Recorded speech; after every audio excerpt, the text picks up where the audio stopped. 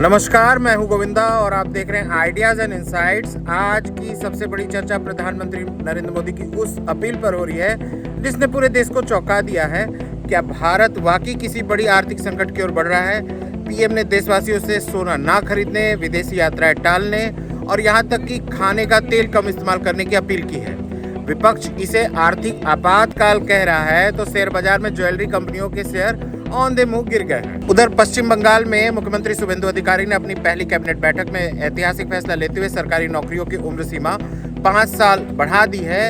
इधर खाड़ी देशों में हिजबुल्लाह के हमलों और ईरान अमेरिका के बीच कड़वे होते रिश्तों ने वैश्विक शांति पर सवालिया निशान लगा दिया है। आर्थिक संकट की आहट, बंगाल का नया सवेरा और ट्रंप की चीन यात्रा। चलिए जानते हैं आज की तूफानी खबरें विस्तार से। आर्थिक संकट की आहट, पीएम मोदी ने की सोना न खरीदने और विदेशी मुद्रा बचाने की अपील। केजरीवाल ने पूछा, क्या यह इकोनॉमिक इमरजेंसी है?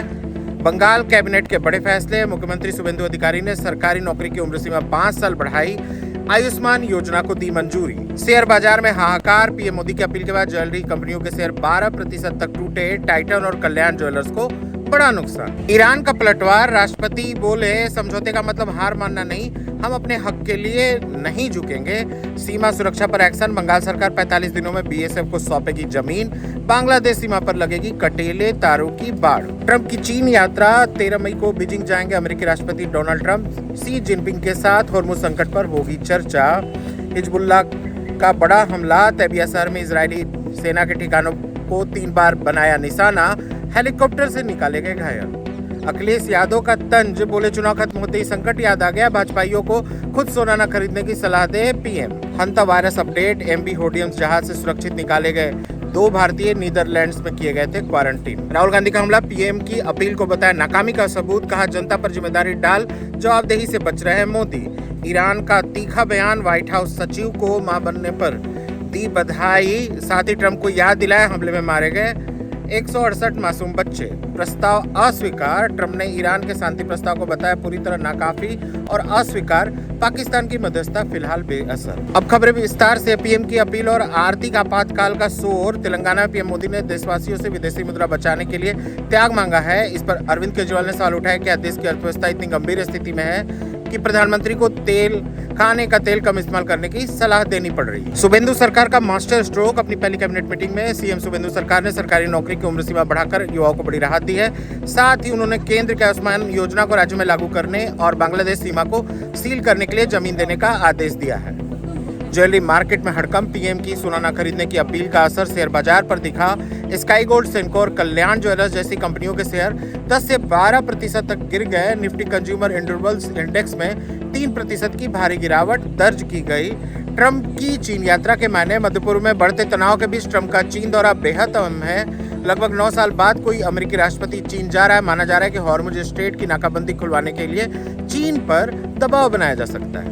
ईरान अमेरिका में तकरार जारी, पाकिस्तान के जरिए भेजे गए ईरान के शांति प्रस्ताव को डोनाल्ड ट्रंप ने अस्वीकार कहकर ठुकरा दिया है। ईरान का कहना है कि राष्ट्रीय हितों की रक्षा करेंगे, जबकि ट्रंप को ईरान की शर्तें पसंद नहीं आई है। हिजबुल्लाह और इजराइल में जंग तेज। लेबनान के हिजबुल्लाह ने दावा किया है कि उनके हमले के बाद इजरायली सेना को पीछे हटना पड़ा। वहीं इजराइल ने दक्षिण लेबनान के शहरों पर भारी बमबारी की है। राहुल गांधी का त्याग पर तंज। राहुल गांधी ने कहा कि 12 साल में देश को इस मुकाम पर ला दिया गया है कि अब जनता को बताया जा रहा है क्या खाएं और कहां यात्रा करें। उन्होंने इसे सरकार की नाकामी का सबसे बड़ा सबूत बताया। बंगाल में योजनाओं का भविष्य, शुभेंदु सरकार ने साफ किया कि पिछली सरकार की कल्याणकारी योजनाएं जारी रहेंगी, लेकिन अब मृत व्यक्तियों और अवैध नागरिकों को उसका लाभ नहीं मिलेगा। हंता वायरस और भारतीय क्रू। स्पेन में भारतीय दूतावास ने राहत भरी खबर दी है कि एमवी होर्डियम्स जहाज पर तैनात सवार दोनों भारतीय पूरी तरह स्वस्थ हैं और उन्हें एहतियातन नीदरलैंड में क्वारंटाइन किया गया है।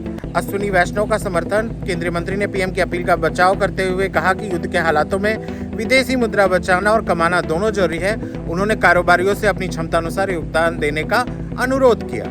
ईरान का कड़ा संदेश। ईरान के राजनयिकों ने व्हाइट हाउस प्रेस सचिव कैरोलाइन लेविट को बधाई देते हुए एक दर्दनाक याद दिलाई। उन्होंने कहा कि जब वे अपनी बेटी को चूमे तो उन 168 ईरानी बच्चों की माओ को याद करें जो अमेरिकी हमलों में मारे गए। पाकिस्तान में तेल का संकट। आर्थिक संकट से जूझ रहे पाकिस्तान में पेट्रोल और डीजल की कीमतें 414 रुपए के पार पहुंच गई है। पिछले 2 महीने में तेल की कीमतें 60% से ज्यादा बढ़ चुकी है, जिससे वहां हाहाकार मचा है।